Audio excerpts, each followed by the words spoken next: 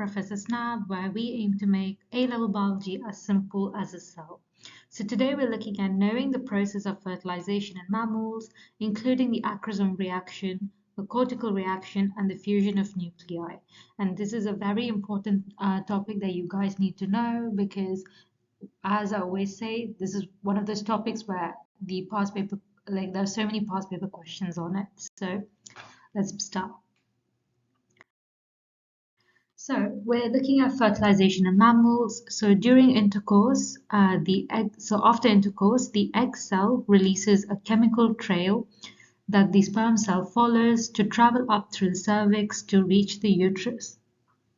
The sperm cell travels through the oviduct, and the oviduct contains the egg cell. Fertilization takes place here if the sperm cell meets the egg cell.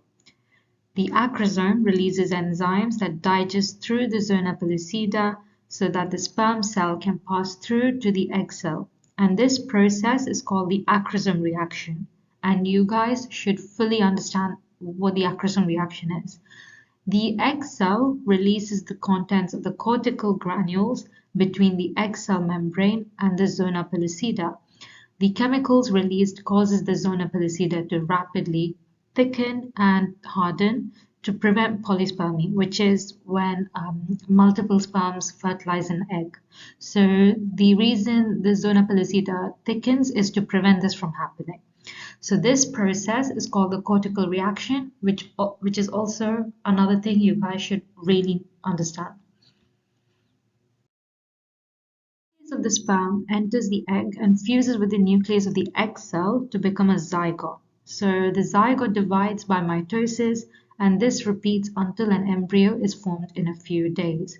So just to clarify, so the zygote, which is a result of the sperm cell fusing with the egg cell, now has a complete set of chromosomes, while the gametes initially, so the egg cell and the sperm cell, they were haploid cells to start off with, which means that they have only half the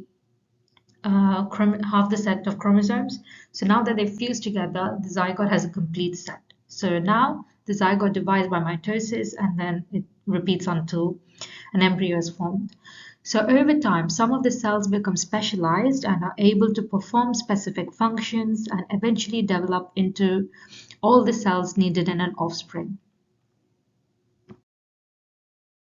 SNAB today, this is quite a short topic, but then it's also something that gets asked almost every single year. So they usually come up as 4 markers, sometimes 3 markers. So yes, you really need to understand this. So I hope you found this video useful. If you have any questions, let me know in the comments below, and I'll get back to them as soon as possible. And don't forget to like, share, and subscribe.